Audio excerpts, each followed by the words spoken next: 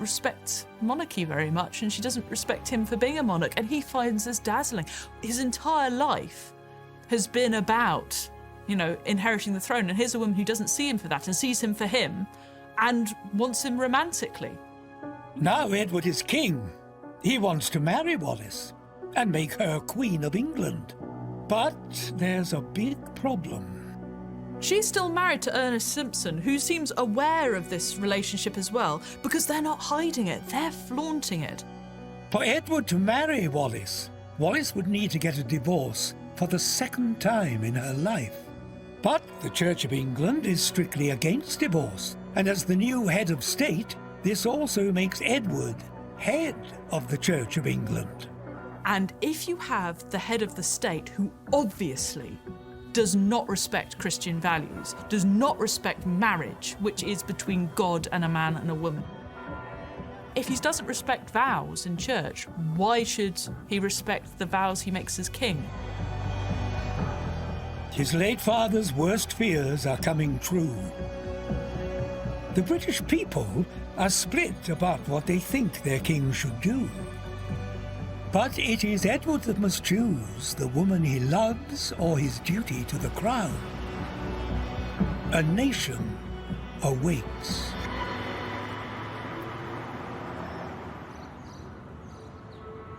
Windsor Castle. Edward positions himself in front of a microphone. Millions tune in to listen as Edward lets his people know his decision. You must believe me when I tell you that I have found it impossible to carry the heavy burden of responsibility and to discharge my duties as king as I would wish to do without the help and support of the woman I love.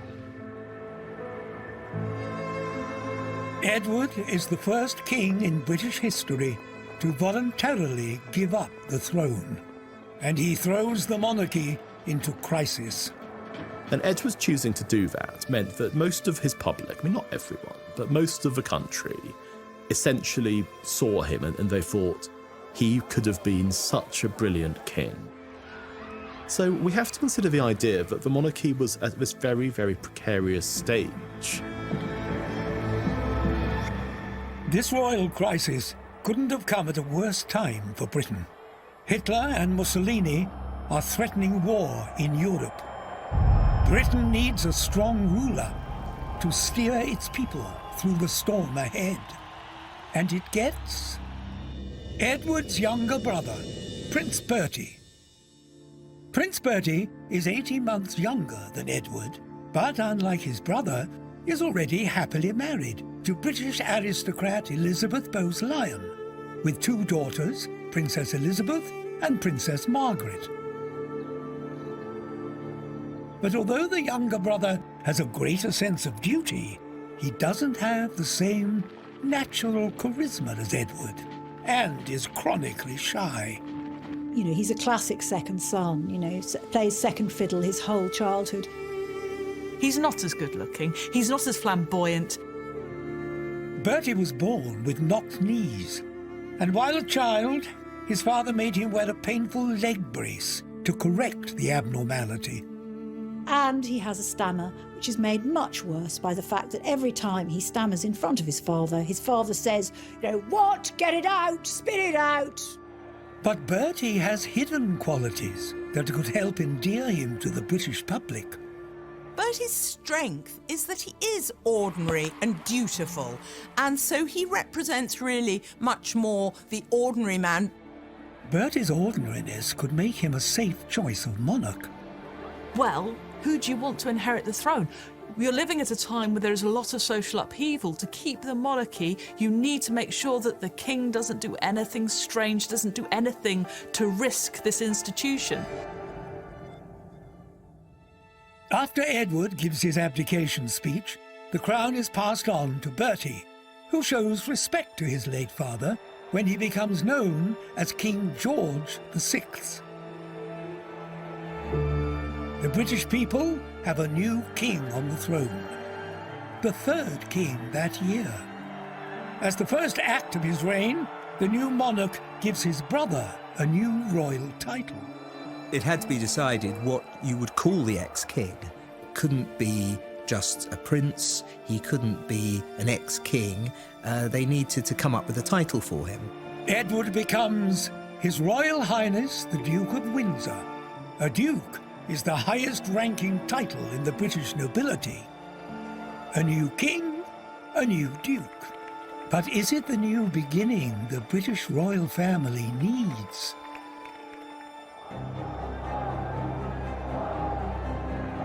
Britain has just survived its biggest royal upset in generations. King George's own family is secure. His wife and 2 daughters mean the future succession is guaranteed. But tensions between King George and his brother Edward soon boil over. In June 1937, Edward and Wallis marry, not in Britain, but in France, at the home of one of their millionaire friends. And none of the British royal family attend. Suddenly, they had become non-people. And when their closest friends had asked if they could come to the wedding and be part of it, the King and Queen made it very clear that if they went to the wedding, they would be cut off. As Edward's wife, the marriage makes Wallis the Duchess of Windsor. But his brother King George VI refuses to give Wallis the royal title of Her Royal Highness, or HRH. The HRH title confers royalty, means you're royal. Subjects of the crown, the male ones bow their head to you, the females curtsy, they treat you as a royal. And this meant that although Edward was a royal, Wallis wasn't. Edward minded that Wallis wasn't given HRH probably more than anything else in his life. He saw it as an ongoing snub, he saw it as an insult from his country. The Duke and Duchess of Windsor turn their backs on Britain and start a new life in France. King George VI now fears what his brother might do next to damage the royal family's reputation and put the British crown in jeopardy. Just 10 months after George has become king, his brother Edward decides to go on a trip with Wallis. An unsanctioned trip to Nazi Germany. Edward's Nazi uncle, the Duke of Coburg, hosts the two and arranges a high-profile meeting between the newlyweds and Hitler. They are treated like royalty. Edward wanted his wife to be treated with all the respect and courtesy of a member of the royal family. And the one people who were willing to do that were, of course, the Nazis. Hitler is charmed by Wallis and tells his interpreter that the Duchess would have made a good queen. Photographs of Edward shaking his hand, of all of them being photographed of Wallis standing next to him. That was the best possible propaganda that Hitler could have had. When King George learns about his brother's trip to meet Hitler, he's mortified. He calls it a bombshell, and a bad one, too. Relations between Britain and Germany are already on a knife edge, and now his brother is befriending the enemy. But worse is yet to come. September 1939. World War II finally kicks off after Hitler invades Poland. Britain comes to the help of their Polish ally and declares war on Germany. Britain and France attempt to stop Hitler's advance across Europe, but they're no match for the German army. I mean, the early stages of the Second World War are one of an unbroken run of successes for Germany. And in less than 8 months, Hitler's army has control of most of Central Europe. In May 1940, at the instruction of senior politicians, King George appoints Winston Churchill as Prime Minister to lead Britain's fight against Hitler. But after a humiliating defeat in France, British troops are forced to evacuate from the beaches of Dunkirk. Nazi Germany now occupies most of France, and this is a huge concern for King George, because his brother, Edward, lives in the French capital, Paris. Is the former British king about to be captured by the Nazis? The British royal family expect Edward to support his fellow countrymen and return to England immediately. So it would have made perfect sense for Edward to have gone back to England and to have found some sort of accord with his family. But Edward being Edward, he never did the sensible or the decent thing. Instead of supporting the British troops and his British family, Edward goes to the south of France before heading to fascist Spain. George sees his brother's disloyalty as the ultimate betrayal. Churchill is furious. It's always been termed a betrayal because he didn't do his duty. For King George, this has now gone beyond a family feud. Edward is now seen as a threat to not just the survival of the British crown, but to the very fabric of the nation. By June 1940, the Nazis have control of mainland Europe and are now thinking of their next step, how to conquer Britain.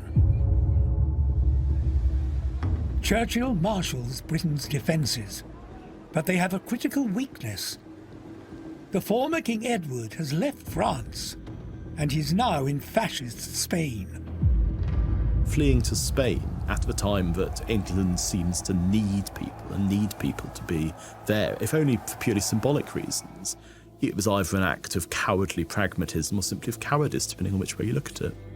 The Nazis now see an astonishing opportunity to win the former King of England over to Hitler's side.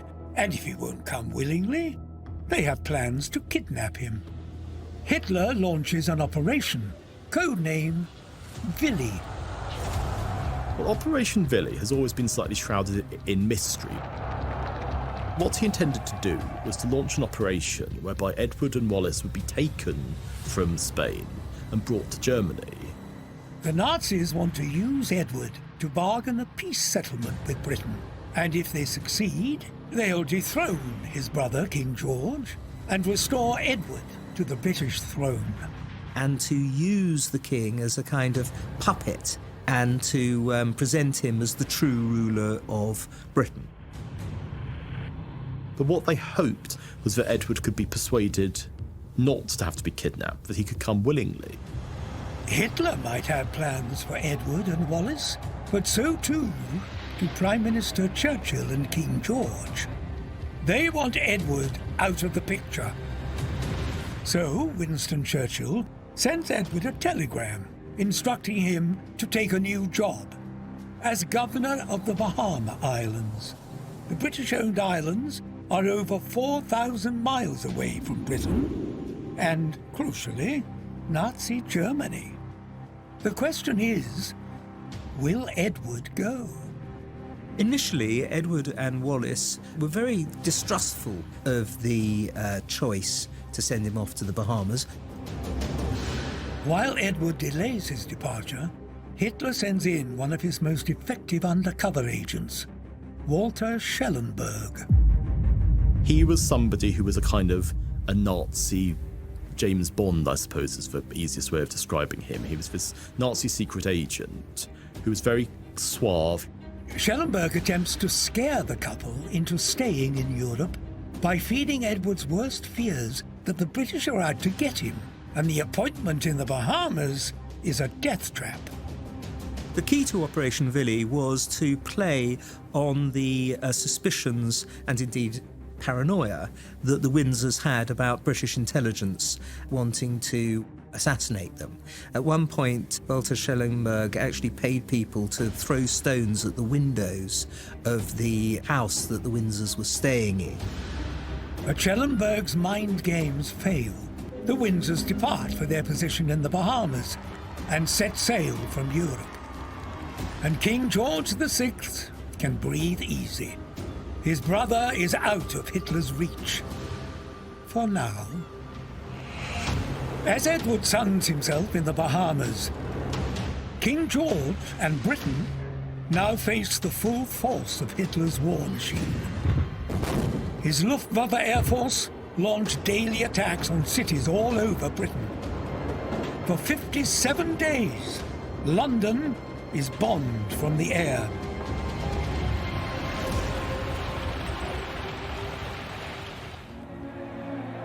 King George and his wife Queen Elizabeth work hard to show the British royal family are not blind to the country's suffering.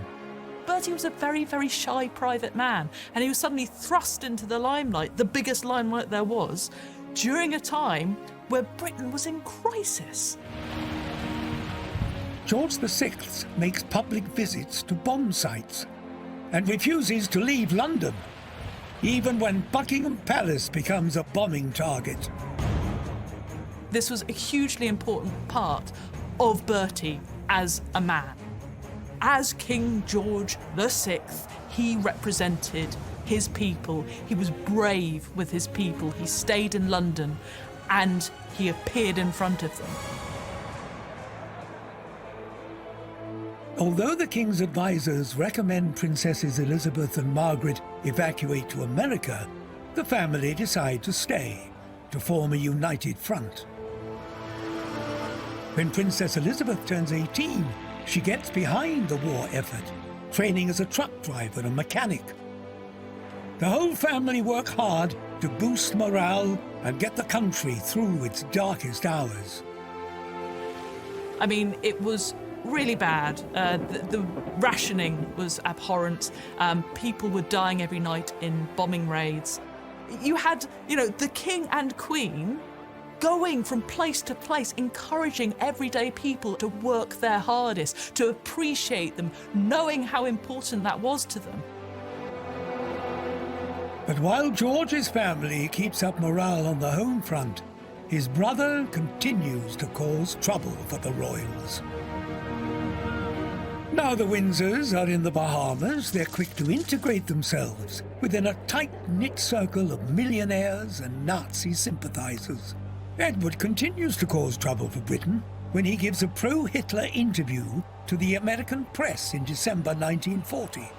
He'd make quite unguarded comments in which he'd say that he felt that England should have sought terms with Germany, or that his brother was somebody who wasn't the best king he could have been.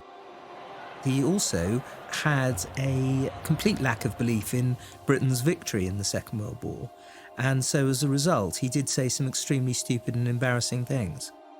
The United States are officially neutral at this stage, but the interview causes so much attention that the couple come under the surveillance of the FBI.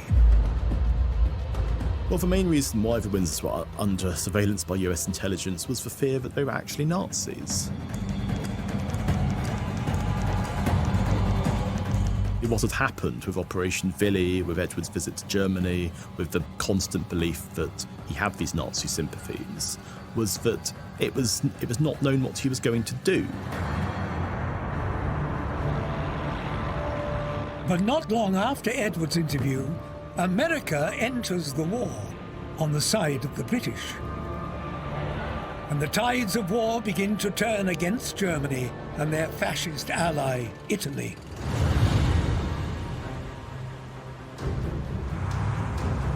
In July 1943, Allied troops begin to take back mainland Europe.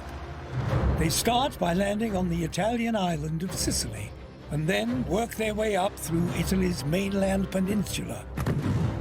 Mussolini's army fails to stop them.